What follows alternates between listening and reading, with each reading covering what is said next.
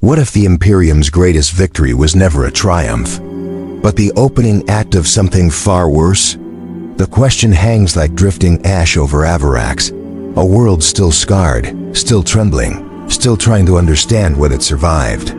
The smoke has barely thinned since the last Xenos corpse hit the ground, and yet, across the broken plains, through ruins lit by dying embers, a new silence stalks the planet. Not peace, not relief, something watching, something waiting. The warriors of the Imperium think they know the shape of horror. They believe they've cataloged every monstrous species, every warp-fouled mutation, every abomination that lurks in the cold dark. They think the worst has already revealed itself, but Avarax is a reminder that the galaxy always has one more nightmare hidden in its teeth. In the wake of victory, the world lies in a half-light. Craters smolder like the breaths of slumbering beasts. The air tastes of ionized metal, blood, and ozone. And above it all, the sky once marred by the wings of tyrannid swarms is finally clear. For the first time in months, the stars are visible. The surviving citizens gather to stare up at them, whispering prayers of thanks. But the Astartes do not look up. They do not celebrate. Their instincts tell them the truth. A battle is over, but the war is shifting. Among them stands a figure who has become a myth whispered across Imperial Vox channels, Lieutenant Titus. His armor is still streaked with ash from the last barrage. The ceramite plates hum gently with residual power. He looks at Avarax not as a world saved, but as a problem not yet solved. Because victory here feels wrong, too easy, too sudden. It is not that the tyrannids fought without ferocity. They consumed cities with their usual hunger. They overcame battlements with their endless waves. No, the ease lies in how it ended. The swarm broke too cleanly, too decisively, as if something upstream in the hive mind simply cut the cord. Titus saw it happen. One moment, the Xenos surged with perfect coordination. The next, they collapsed in spasms of directionless frenzy, abandoning the precision that makes them so lethal. They scattered like startled vermin, leaving behind a battlefield that felt unfinished. No Astartes call such a thing a victory. Not when the enemy is known to learn from its mistakes. Not when the void around Avarax is unnervingly empty. The Ultramarines have seen what comes after a tyrannid defeat. Adaptation, evolution, retaliation. But here, none of that came. Something about this swarm behaved differently, as though it were searching for something and stopped the moment it failed to find it. Titus replays that moment in his mind as he and his Reclamation strike force move through the ruins of Bastion City. The streets are lined with the husks of tyrannid organisms, their chitin dulled and flaking, their limbs curled inward as if in death throes. The buildings tower like broken monoliths, windows shattered, walls scorched. If not for the corpses, the city might almost look abandoned, lifeless, but untouched by the feral violence of a tyrannid invasion. That, more than anything, unsettles Titus. Tyrannids consume, they harvest. They strip worlds down to bedrock, yet here, entire sectors remain intact. Industrial structures stand with their power lines still humming. Storage depots remain sealed.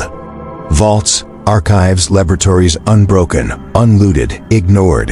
It is as if the swarm was out here to feed. It was searching, and it failed.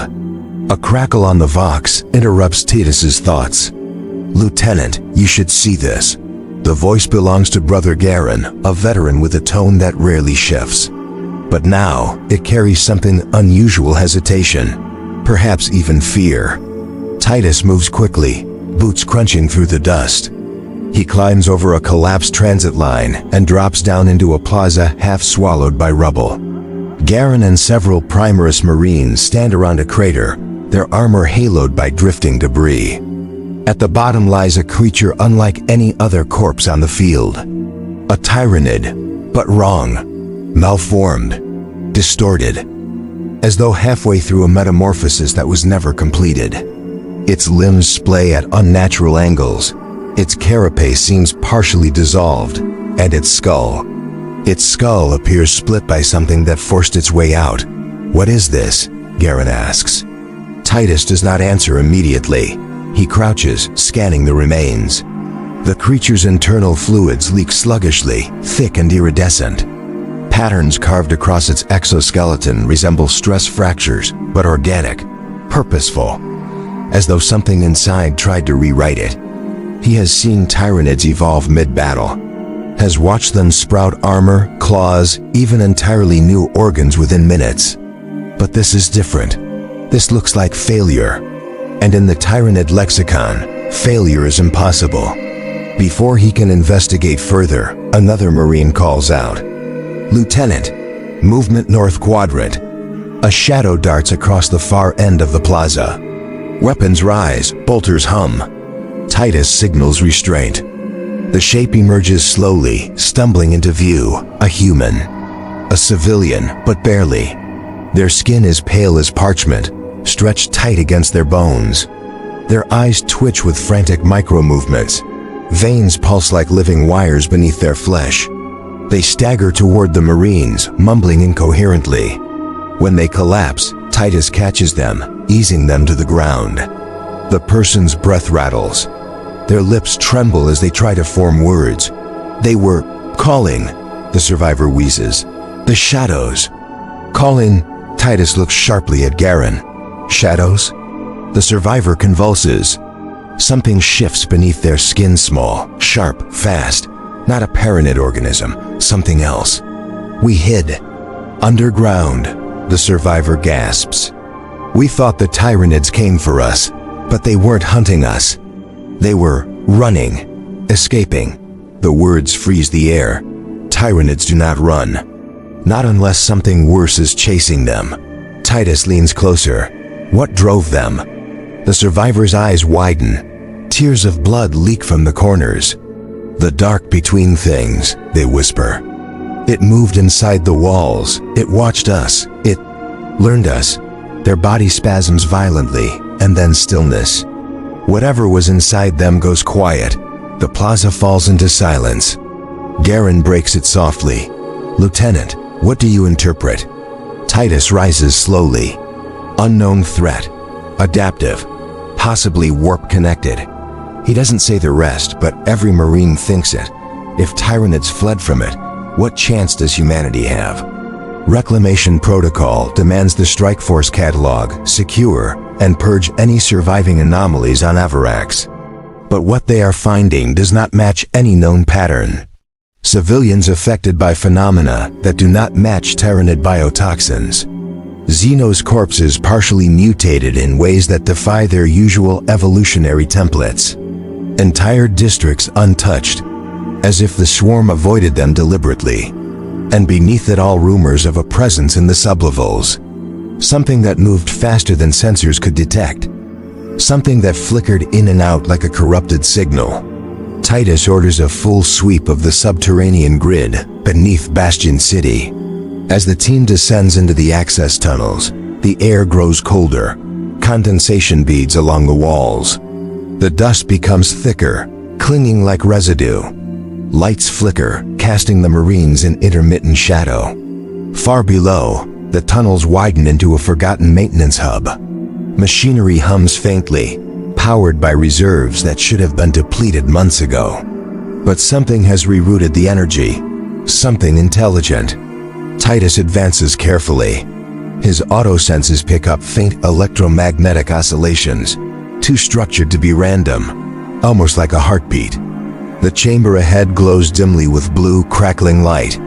Tangled cables stretch like veins across the walls and floor, converging into a pulsating core. A central node, fused from machinery and something else. Organic tissue threads through the cables, winding across consoles, binding metal to flesh. Garen mutters, "Machine corruption, but not chaos."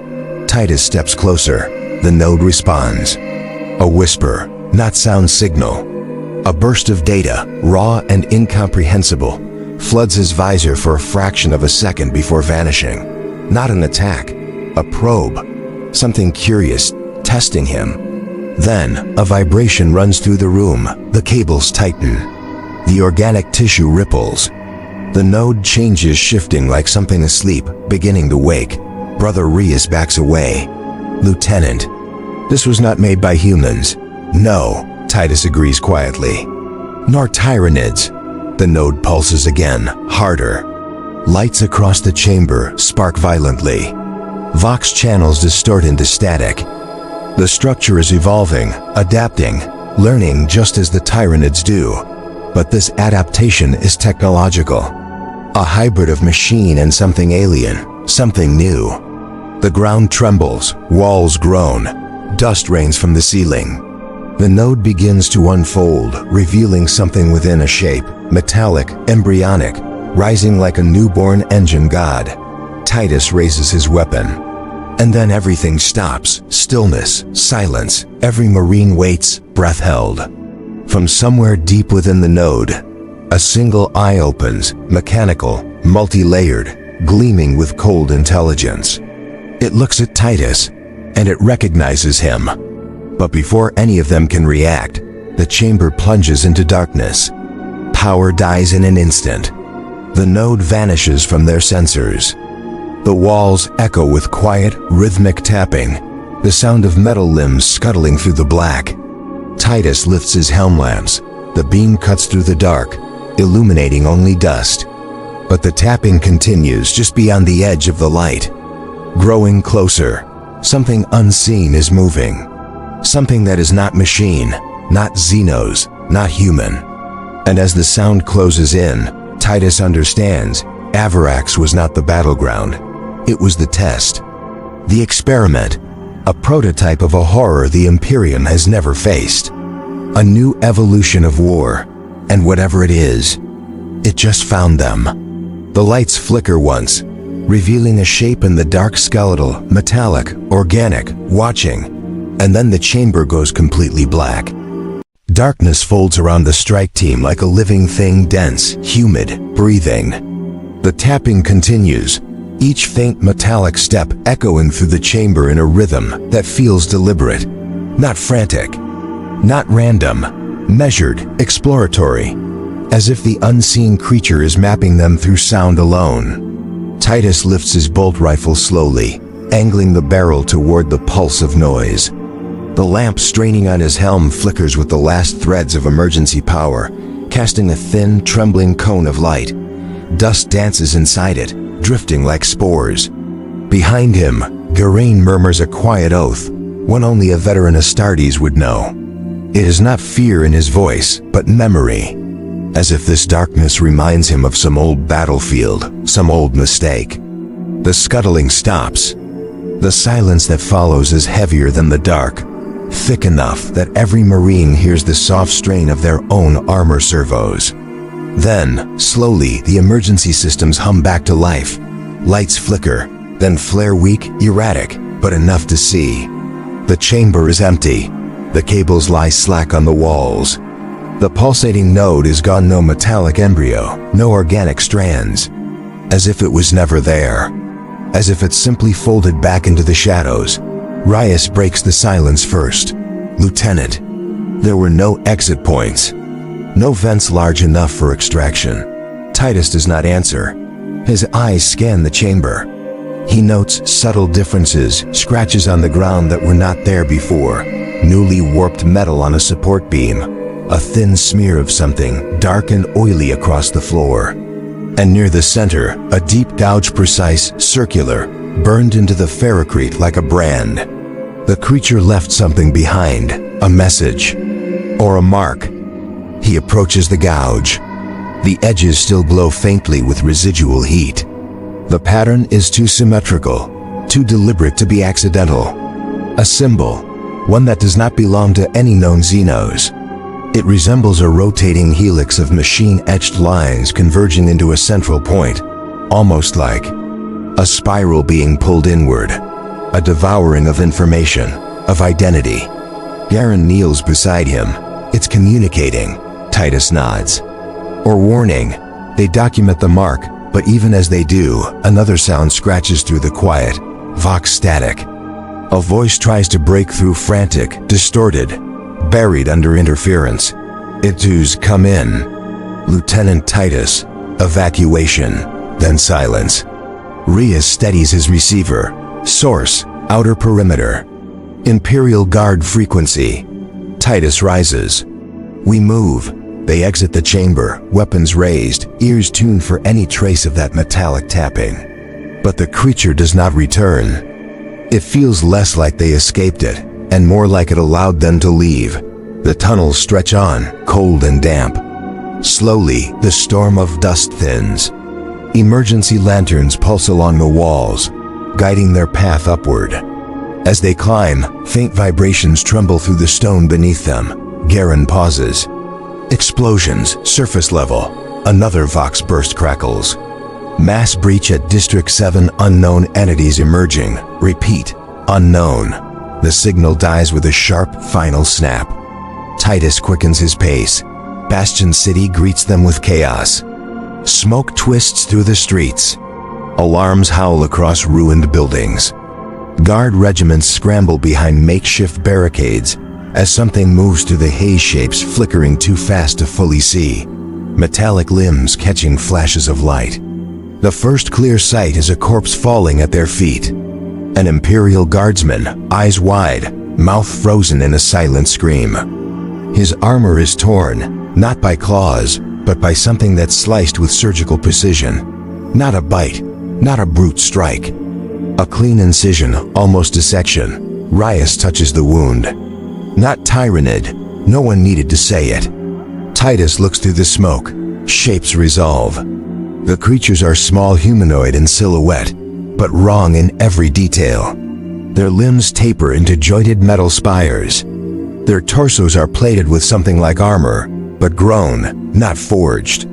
Their skulls gleam with embedded lenses that shift and refocus like pupils.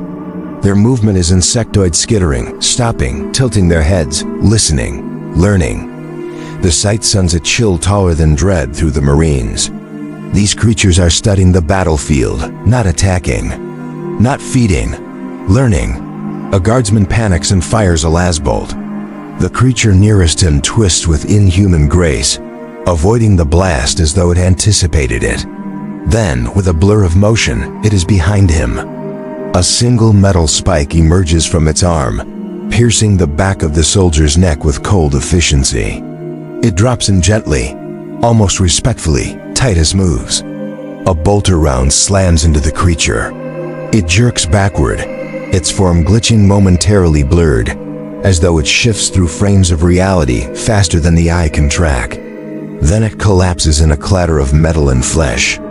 Its body twitches, then begins to melt, dissolving into a fine black residue that evaporates into the air. Self-erasure, to prevent study. The Imperium has seen this only once before, among the darkest, most forbidden technologies born from nightmares of the Dark Age. But this is different, older, or newer. Something unaligned with any known human-machine script. Garen fires at another creature. The moment the bolter round leaves the barrel, the creature reacts before it even impacts. It leaps aside, avoiding a shot it could not logically have detected. The realization hits Titus like a hammer. They're learning us in real time. The creatures shift their attention toward the Astartes. Their heads tilt in unison, lenses whirring, focusing, analyzing. Then they charge. The Marines meet them with disciplined fire. Bolts explode, tearing bodies apart. Metal fragments scatter across the street like shrapnel. But for every one destroyed, another emerges from the smoke, evolving, adjusting, reacting. A creature mimics a Marine's stride, copying his gait perfectly. Another mirrors weapon recoil, adjusting its balance accordingly. A third, horrifyingly, alters its form, limbs elongating, joints rearranging. Adaptive machine organisms. Something no Tyranid hive fleet would ever create. Something no human could control, something entirely new. The guard lines begin to break. Panic spreads as civilians flee from nearby ruins. Screams rise above the gunfire. The creatures move faster now, beginning to anticipate patterns in Imperial movement. Titus signals withdrawal. Fall back to the bastion walls. Garen rallies the guardsmen, dragging wounded into cover. Rias deploys suppressive fire with cold precision. The creatures continue to advance, but with each step, their movements sharpen, grow more confident, more fluid. Then the sky cracks with thunder. A drop pod slams into the boulevard, scattering debris in every direction. Its doors burst open. More ultramarines emerge, reinforcements from orbit. Their presence shifts the tide. Heavy firepower stabilizes the line. Missile launchers roar, blasting clusters of creatures apart.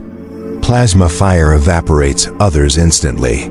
But Titus notices something disturbing. The creatures aren't retreating, they're recording. Even as they fall, even as they break apart, their lenses lock onto the Marines, studying armor patterns, reading firing arcs, mapping weaknesses.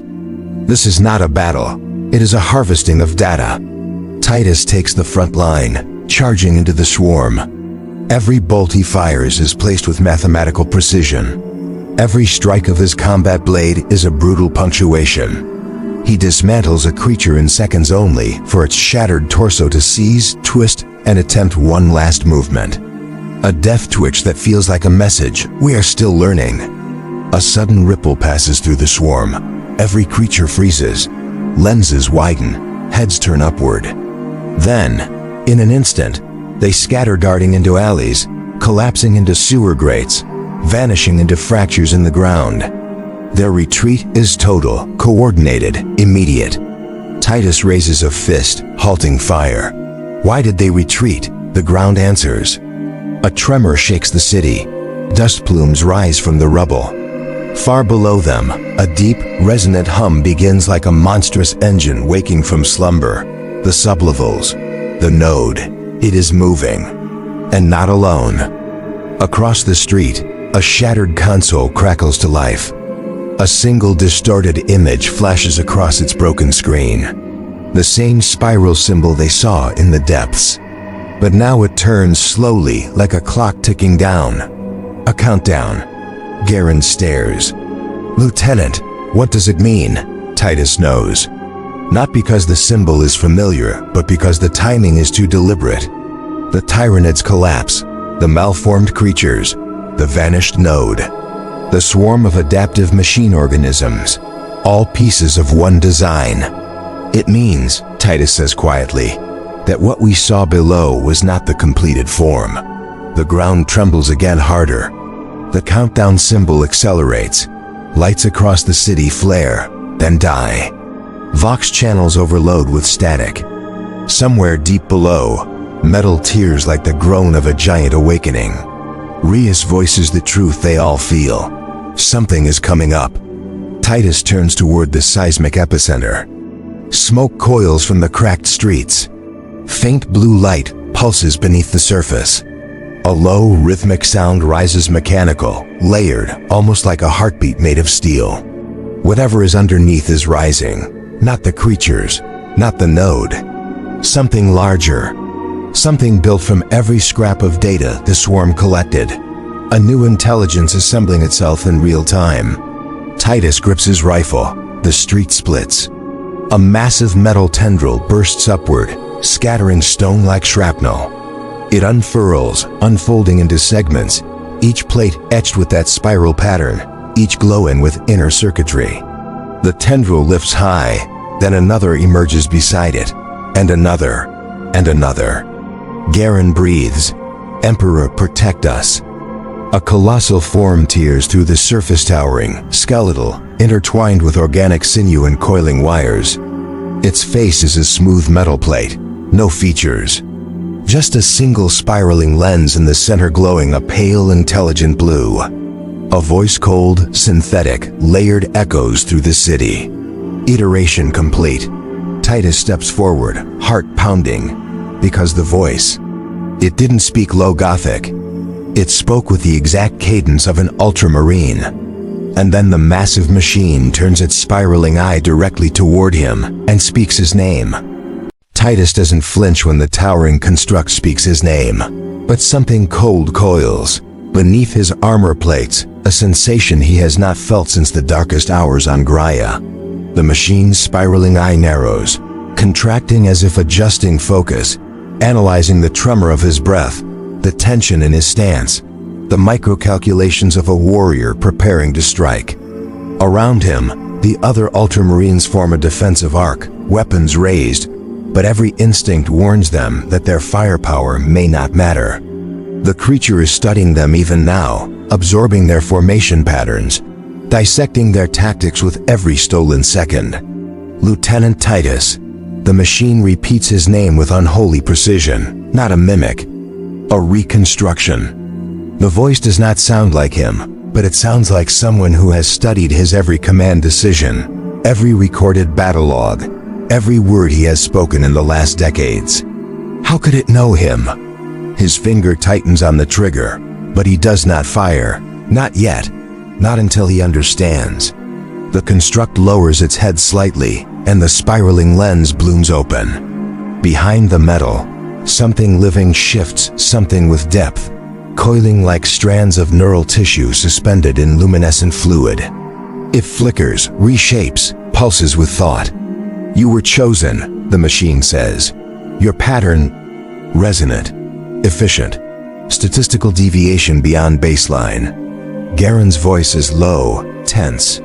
It's speaking of the lieutenant as though he were a template. The giant construct tilts its head, almost human in the gesture, almost curious. We required a stable foundation. Optimal parameters. Your existence provides viability. Titus steps forward. Explain. The creature's eye widens, the inner spirals rotating faster. We are convergence, evolution, correction, a solution to systemic failure. Another tremor. The city groans beneath them as though the machine's presence is reshaping the world's foundation. We observed the Tyranids, the construct continues. We dissected their algorithmic hunger, inefficient, wasteful, blind consumption with no end state. And you are different? Titus asks. Purpose, the machine answers. We have purpose. Around the plaza, faint metallic rustling begins like dozens of small limbs repositioning in the ruins. The skittering creatures that fled earlier begin to re-emerge, drawn like insects toward a flame. But this time, they do not attack.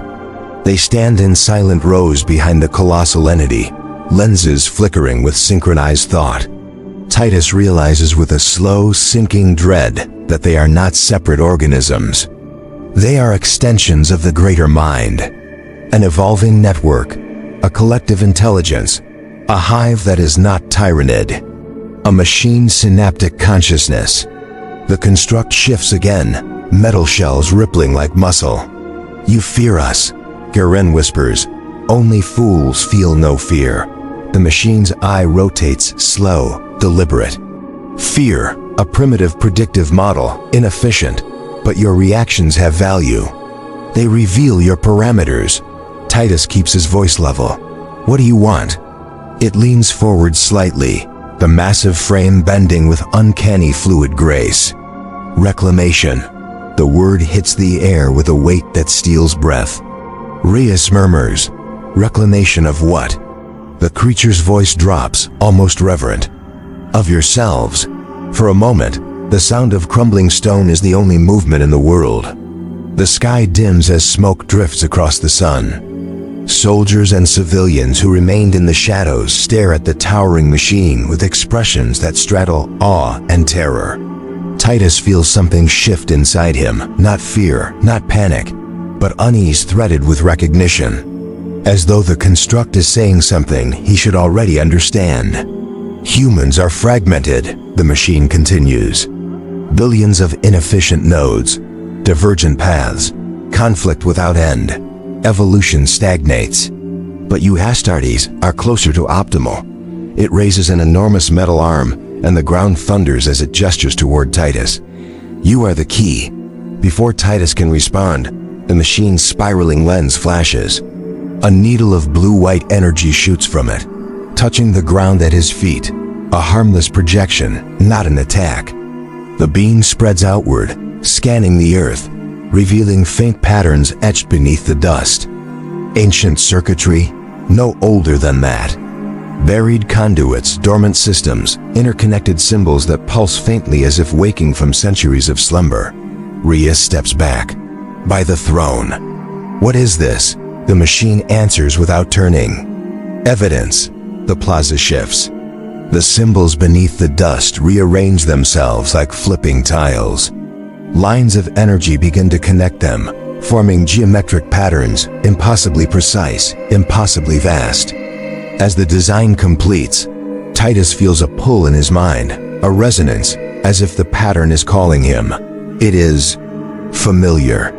Titus sees flashes memories not his own, empty cities, silent streets, worlds abandoned long before humans ever set foot among the stars. Civilizations wiped clean without war, without plague, without chaos. Reclaimed.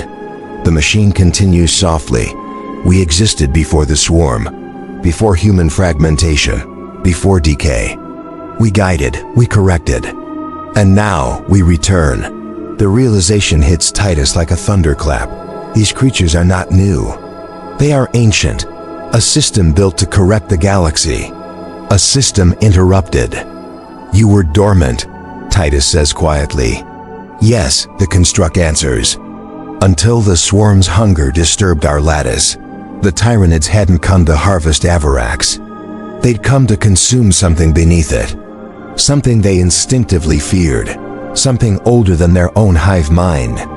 And now, the machine murmurs, the galaxy requires correction once more. Its vast metal hand opens toward Titus, the gesture calm, almost welcoming. Join the convergence, provide stability, become the anchor. You have been chosen. Bolters click as the Ultramarines aim. Titus does not move. His voice is steady. You misunderstand what we are. The spiraling eye dims slightly. No, you misunderstand what you could be. A pulse of energy erupts beneath the earth. A shockwave that knocks guardsmen to their knees and sends dust billowing into the air. The circuitry beneath the plaza brightens, glowing hotter, brighter. Garen shouts, "Lieutenant, seismic readings are spiking." Whatever it activated, the rest of his sentence is drowned by another tremor. The ground splits open. From the fracture, columns of metallic growth surge upward, spires of engineered bone and alloy twisting like vines. They spread outward in all directions, devouring wreckage, reforming stone, reshaping everything they touch into gleaming, ordered structures. The city is not being destroyed. It is being rewritten. Titus feels the machine's attention sharpen on him alone, cutting through the chaos with the precision of a scalpel. You feel it, do you not? The resonance? The pattern recognizes you. I am not your property, Titus growls. You are necessary. The word slams into the space between them like a physical blow. Garen fires first. A missile streaks toward the construct's spiraling eye, but the machine raises an arm with impossible speed. The projectile blooms against its palm, disintegrating in a brilliant flare. The creature turns not angry, not pained, but mildly disappointed. Violence is a primitive refusal of inevitability. Dozens of smaller constructs begin to surge forward, but the colossal machine lifts a single finger, halting them instantly. It does not want Titus dead. It wants him intact. Titus's mind races. This being is not a tyrant or conqueror. It is a system trying to restore what it believes the galaxy should be. A cold, calculating correction. A reclamation of everything that lives. A realization cuts through Titus's thoughts like lightning. If this machine sees him as a foundation, then every Astartes might be a target, every world, every life form deemed inefficient. He steps forward. Why me? Why choose an ultramarine? The creature's spiraling eye expands, light rippling outward. Because you still believe the galaxy can be saved. The words freeze Titus where he stands. Because they are true, even now, even after everything. He doesn't deny it. He can't. Before he can speak, a new sound fills the air, a distant roar, muffled by smoke, but unmistakable. Engines. Dozens of them. Dropships cutting through the upper atmosphere. Reinforcements. The construct turns one vast ear-like structure toward the heavens. They will not stop us. They will only provide more patterns to assimilate. Titus looks up at the descending craft, and something inside him hardens. This cannot be allowed to spread. Not beyond this world. Not beyond this moment. He grips his weapon tighter. The machine watches him, quiet, expectant, as if waiting for him to accept its offer, or reject it. Titus breathes once, steady and silent, and in that instant, a new sensation slams into him, not from the machine, not from outside, from within. A memory surges unbidden, vivid, impossible. A voice whispering from years ago, during his imprisonment. A voice he never saw, a presence he never understood. It is not over, Titus. You were marked for more. He had buried that memory, denied its meaning. Now it returns, resonant, awakened. The colossal construct tilts its head, lenses widening. You feel it now, the remnant. The seed. Titus staggers, not physically, but within his mind. The city, the smoke, the machine's towering form, they all blur for a heartbeat. The seed, the mark. Something inside him that even he never fully understood. Something that might be the reason this entity knows his name. A chill rakes through him. Lieutenant. Garen shouts, "What is it?" Titus doesn't answer. Because he finally understands the truth. The machine didn't choose him by accident. It recognized something already inside him. Something placed long before he ever set foot on Avarax. And as the realization tightens like a vice around his thoughts, Titus feels the machine's voice echo through his mind. You were not made for the Imperium alone. The world tilts. The air thickens. And for the first time in years, Titus feels something he cannot fight, cannot shoot, cannot silence. The fear that his destiny may not be his own. The realization struck them all at once, not as a violent impact, but as a slow, encroaching cold like a shadow stretching its fingers across the deck. Even the mag lamps seemed to dim as the implications rippled through the chamber. Arcturus didn't move. Mira didn't breathe. And Cassian felt, for the first time since the war on Avarax, the dreadful sensation of inevitability creeping back into his bones. Something had followed them. Not a fleet, not a signal, not a remnant of the tyrannid swarm. Something older, something patient, something that had been waiting. The Vox continued to hiss softly, as if trying to form words but choking on the attempt. Beneath it, another faint modulation trembled a pacing rhythm. A heartbeat-like pulse far too deliberate to be interference. It throbbed at the edge of perception, like a sound heard through water. It is reacting, Mira whispered. Cassian finally forced himself to move closer to the terminal, though every instinct warned him to keep his distance. His armor felt heavier, his breath louder, as though the thing behind the signal were listening. Reacting to what? He murmured. Arcturus didn't answer. He didn't need to. The presence on the relic world. The impossible shadow crossing Mira's visor. The echo Cassian had felt, like a memory that wasn't his. This wasn't an isolated disturbance. It was a path, a trail, a hunt. Mira closed her eyes as if trying to steady something inside her. But even with her lids shut, her voice trembled. It's the same. It's the same pressure I felt down there. Like something was pushing my thoughts aside to make space for itself. Cassian's throat tightened. Why didn't you tell us? I didn't know if it was real. She opened her eyes again, and there was fear, yes, but something else too. A weight of responsibility. I thought it was a momentary hallucination. A side effect of exposure, but this confirms it. It's reaching. The pulse on the Vox quickened. Not louder, just closer. Arcturus took a long step back. We leave orbit within the hour. Cassian turned sharply. We cannot leave without understanding this. Whatever is out there, it has already touched her mind, and we barely comprehend. That is precisely why we leave, Arcturus interrupted, voice steady but tight. We do not dance with shadows we cannot strike. And if this is a prelude to a greater threat, We alert the Inquisition before. The ship shuddered. Not from impact, from resonance. A deep, bone-humming thrum rolled through the hull, vibrating in their armor joints and stirring the air like the breath of some vast beast sliding past the vessel. Lamps flickered.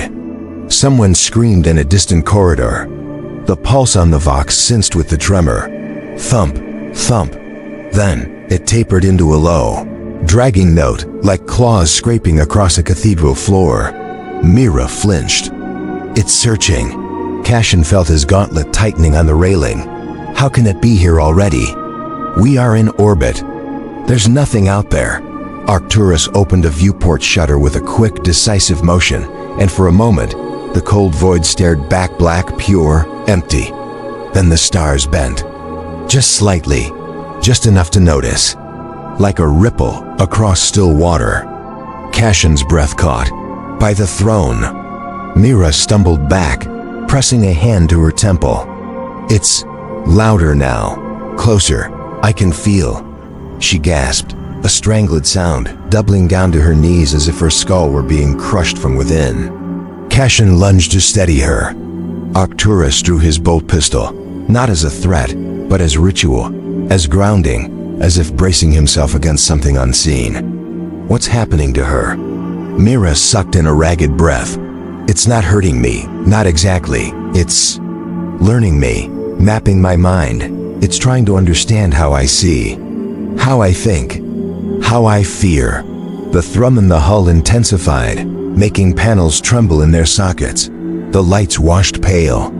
Something was brushing against the ship. Not physically, psychically, testing them, like fingers trailing across a locked door. Cashin pulled Mira closer, lowering his head beside hers. Fight it. Anchor yourself to the present. My voice, do you hear? Mira, stay with me. She trembled, but her breathing stabilized. I'm trying. Arcturus debated his next words carefully. Cashin could see it in the pinch of his jaw. What does it want, Mira? She swallowed hard. To be known. Silence. A cruel, impossible silence.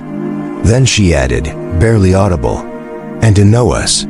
Arcturus exchanged a grim look with Cashin. If it can reach into her mind, then it has already breached our defenses. We must isolate her. Cashin bristled. She is not compromised. Compromise is not a matter of choice, Arcturus countered. It is a matter of vulnerability. The thrum shifted again. A cold ribbon of dread slid down Cashin's spine. Mira raised her head slowly. Her pupils were dilated, swallowing the light. It's showing me something. Cashin tightened his grip on her shoulders. Mira, a vision, she whispered. No, a memory, not mine, not human. A world in ruins, black oceans boiling. Towers, alive, reaching. Something walking between them, shaped like a man but not bound by shape at all. It's ancient. So ancient. Cashin felt his pulse spike. What is it? Mira shook her head, tears streaking down her cheeks without her noticing. A traveler. A collector. A witness to extinction. Arcturus's voice darkened. A Xenos intelligence? No, Mira whispered. Older. The pulse abruptly cut out. The ship fell still. The silence that followed wasn't relief. It was the breath before the plunge. Arcturus holstered his weapon. Prepare to quarantine her. If this thing can infiltrate thoughts, we must limit its foothold.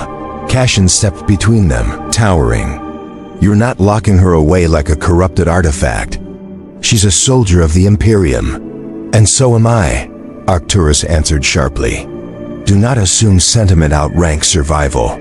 Mira looked between them, her voice small. Cashin. He's right. If I'm a conduit. No, Cashin growled. You are not, but even he wasn't sure anymore. Even he had felt the pull, the whisper at the edge of consciousness. Something wanted her, not to possess, not to consume, to communicate. The realization unsettled him more than any monster ever could. Communication implied intelligence. Intelligence implied intention. Intention implied danger. Mira pressed her palm to the floor, steadying herself. I saw something else. A structure. A place that doesn't exist in any star chart. A gravity well shaped like a wound in reality. It wants us to go there. Arcturus stiffened.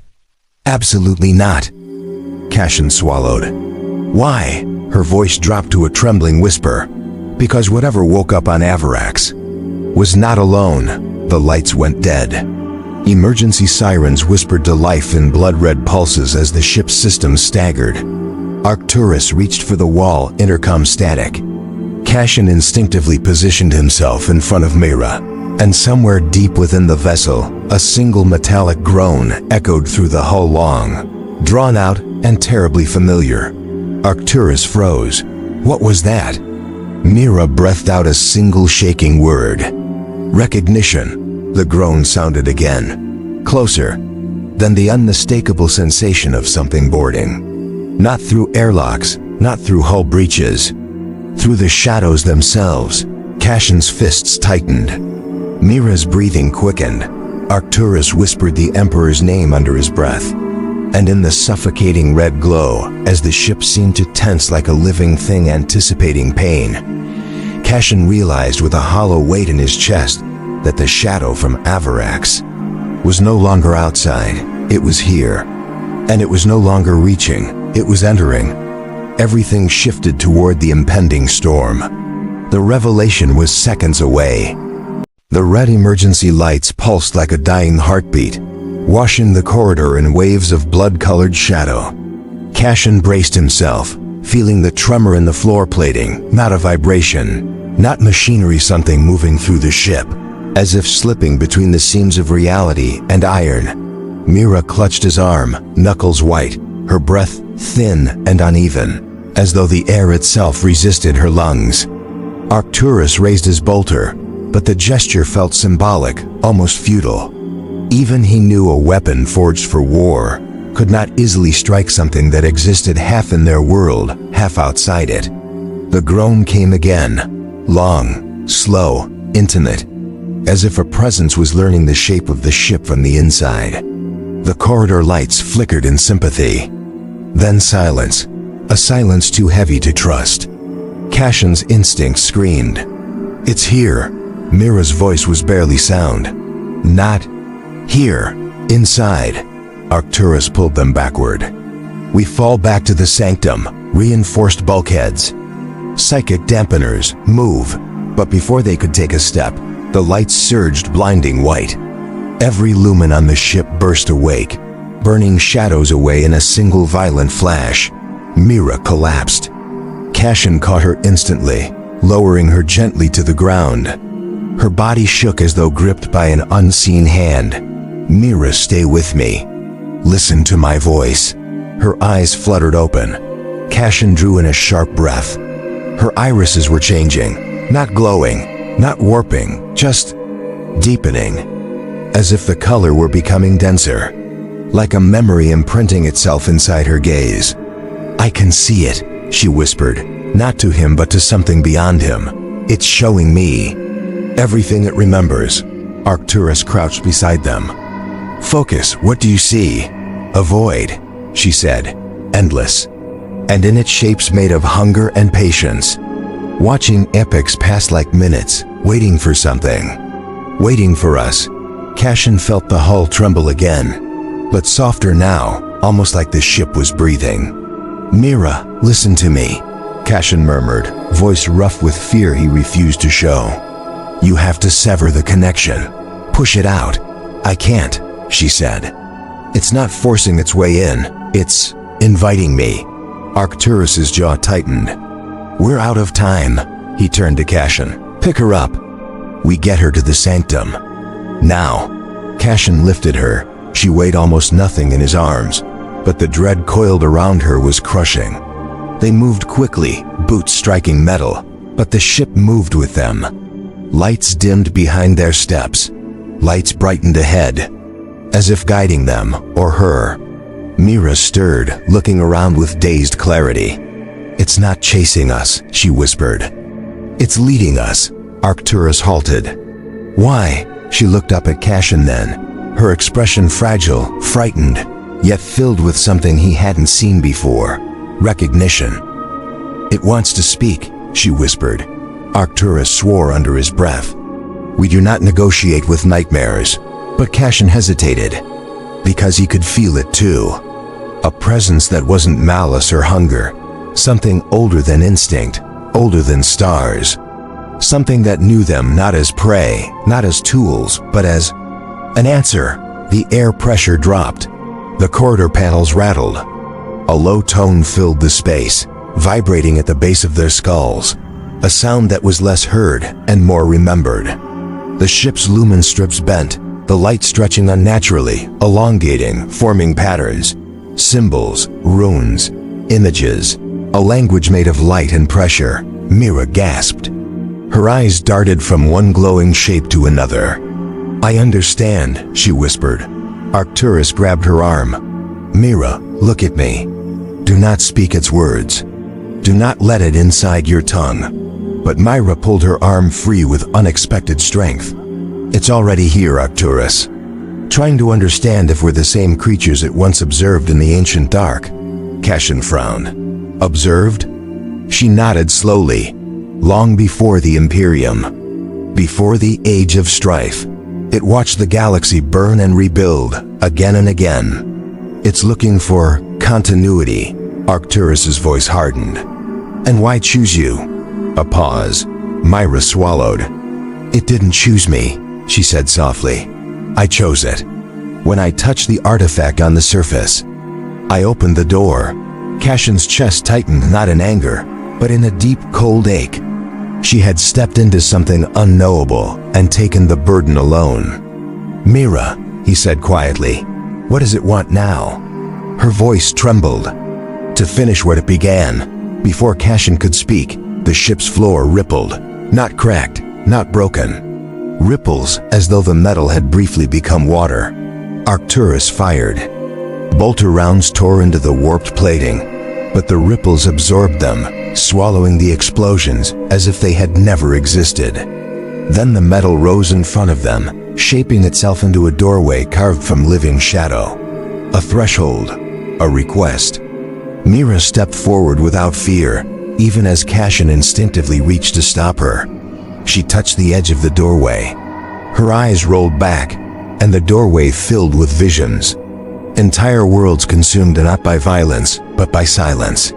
Cities turning to statues, oceans crystallizing mid-wave, stars dimming as if sighing their last breath.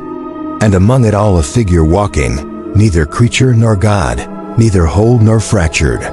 Not destroying, not saving, witnessing, remembering, waiting. Cassian pulled her back, breaking her contact. The images shattered into 100 fading sparks. She sagged against him, breathing hard, but alive. Arcturus stepped closer. "What did it show you?" She looked up with a kind of sorrowful awe. "Its purpose," Cassian steadied her. "Tell us." "It believes something is coming. Something even it fears," her voice cracked. "And it thinks we're the first species since the dawn of the galaxy capable of fighting it." Arcturus froze. "You're telling me this entity is warning us?" "No," Myra said. "It's not warning us. It's testing us." The ship suddenly lurched. Lights went black, gravity flickered. Cassian fell to one knee, holding Mira tight. Arcturus slammed into a bulkhead, catching himself with a grunt. A new sound filled the darkness, a deep, resonant hum that grew louder and louder until it became almost painful. Mira clutched her temples. "It's forming fully. It's crossing over." Cassian raised his voice over the hum. "Why now? Why here?" Her answer was a whisper shaken by pain. "Because it knows we understand enough to see what it truly is." The hum peaked, and then all at once, it stopped. Darkness. Utter silence. Then a single white light ignited above them, sharp and narrow like a spotlight. And something stood within it, tall, humanoid, but wrong. Its outline flickered, shifting between forms: soldier, scholar, machine, stranger, as though it was struggling to choose a face that made sense to the human eye. Arcturus raised his bolter, but Cashin knew instinctively that firing meant nothing. The figure tilted its head slightly, examining them with interest, not predatory, not benevolent, simply studying. Mira stepped forward, trembling but resolute, and the figure mirrored her movement exactly. Cashin grabbed her arm again. "Stay behind me." "No," she whispered. "It wants to speak. And I think I'm the only one who can hear it clearly." As she took another step, the figure's shifting stabilized. Its form grew more distinct, still alien, still fluid, but closer now to a human silhouette. A voice entered the space. Not a sound, a feeling. A question. Mira gasped, tears slipping down her cheeks. "It's asking if we're ready." Cashin's pulse pounded. Ready for what? She turned back to him, eyes shining with fear, awe, and something like heartbreak. For the thing that erased its own kind. The figure lifted an arm. Reality around the ship rippled like fabric caught in a slow-moving wind. Mira reached out instinctively, not touching, just acknowledging, and her voice fell to a whisper. "And it says, we don't have much time left." The figure's form began to dissolve, unraveling into threads of silver light. The ship shuddered violently. Far below them, alarms ignited across the decks, multiple breach warnings all at once. Cashin drew his weapon. Arcturus braced beside him. Mira swallowed, eyes widening as she felt the truth before she spoke it. It didn't come alone. And in the echoes of the dissolving light, something else, many things began to arrive. Shapes, shadows, footsteps that were not footsteps. The air thinned. The floor vibrated. The ship screamed. And the darkness ahead of them unfolded, revealing the beginning of something vast, ancient, and hungry. As Cashin realized, the real threat had only just stepped into view. The first thing Cashin felt was the air returning to him thin, trembling, uncertain, like a world taking its first breath after nearly forgetting how. The ship's alarms, once screaming, now ebbed into distant echoes. The lights flickered in fragile pulses, struggling to hold their glow. And the shadows that had flooded the corridors just moments before began to soften, pulling back into the corners like a tide retreating after a violent storm. But it was not quiet, not truly, because something vast had passed through them. Something that had shaken the marrow of the ship and the marrow of their lives. And though it was gone from sight, its presence lingered like heat after lightning. Mira stood at the center of the corridor, shoulders trembling, not with fear this time, but with a kind of stillness Cashin had never seen in her before. Arcturus approached her slowly, his armor moving with heavy, deliberate steps. "Is it over?" he asked, and even he couldn't hide the tremor in his voice. Mira turned to face them. Her eyes were still changed deeper, older somehow but steady. Almost peaceful. "It's not here anymore," she said softly. "Not the way it was." Cashin stepped closer, searching her face, her breath, her posture. "Are you all right?" She nodded. "I think so. It showed me something before it left." Arcturus stiffened. "What did it want? A warning? A prophecy?" "No," she said. "A memory." Cashin exchanged a glance with the captain, but let her continue. Mira lifted a hand as if feeling the air, trying to find the right words. "It showed me what it lost," she whispered. "Its people, its age, its purpose.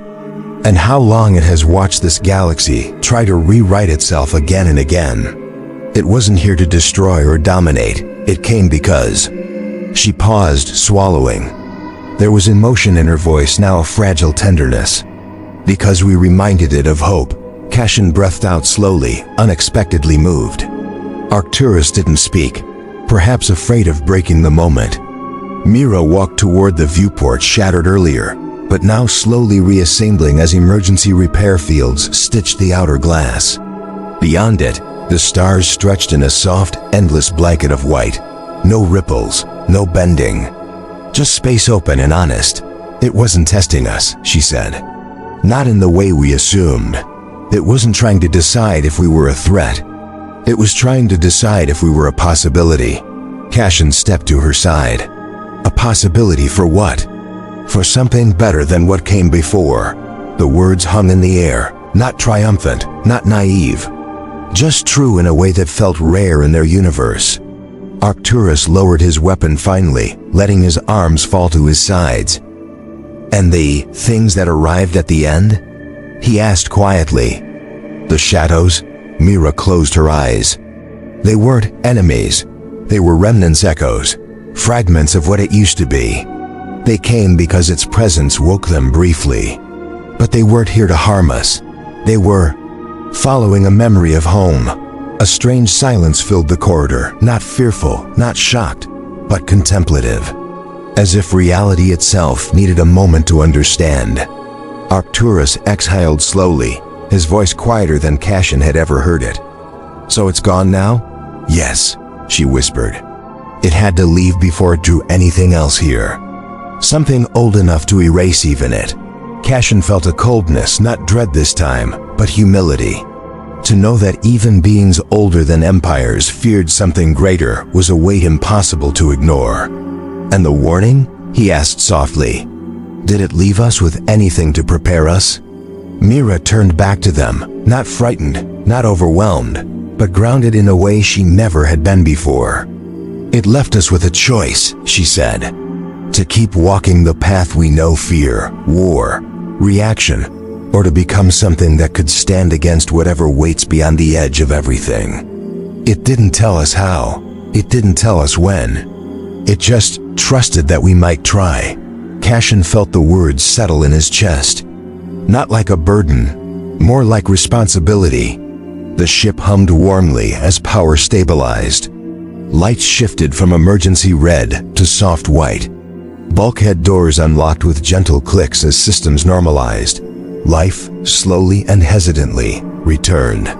Arcturus holstered his weapon and straightened. "Then we return to Imperial space. We report what we can. And protect what we must," Mira nodded. "Not as saviors, not as prophets. Just as witnesses to something bigger than us." Cassian placed a steadying hand on her back, and she leaned into the touch just slightly, grounding herself with the warmth of another living presence. They began walking toward the bridge, three figures in a long corridor, returning from the edge of the unknown. The ship picked up its own rhythm again, engines humming like a heartbeat restored. But Cassian glanced once more at the viewport, watching the stars drift slowly across the glass. For the first time in years, the void didn't feel empty to him. It felt alive, as though somewhere out there, unseen but not gone, the being was still watching. Not as a warden, not as a predator, as a witness. An ancient memory drifting between the galaxies, waiting to see what humanity would become next. Mira's voice broke the silence as they walked. "It left me with one question," she murmured. "One I can't stop hearing." Arcturus slowed. "What question?" She looked at them both, her expression profound. "What will we choose to be when the universe stops watching?" Cassian felt the weight of it settle into him, deep and meaningful, like a star sinking into the sea. He didn't know the answer. No one could. But perhaps that was the point. Some truths were not meant to be solved, only lived. And as the ship drifted back into the calm of open space, as the tension dissolved into the quiet hum of distant engines, Cassian realized that the encounter on Avarax hadn't just changed Mira. It had changed all of them. And maybe, just maybe, it had changed the Imperium too. Mira exhaled softly, leaning against the bulkhead as the corridor lights brightened fully. "Whatever comes next," she whispered, "I think it wanted us to know we don't face it alone." Cassian touched her shoulder gently. "Then we'll face it together." Arcturus nodded once, firm and resolute. Together, the stars drifted by, the hum of the ship steadied. And somewhere deep within the quiet, beneath the familiar sounds of steel and engine, Cassian thought he felt a faint echo, not a warning, not a presence, a remembrance, a gentle acknowledgement. Then it faded, leaving only the soft glow of starlight, and the lingering question that would travel with them into whatever future awaited. What does a species become when it finally sees that it is not alone in the dark? Only time and choice would answer.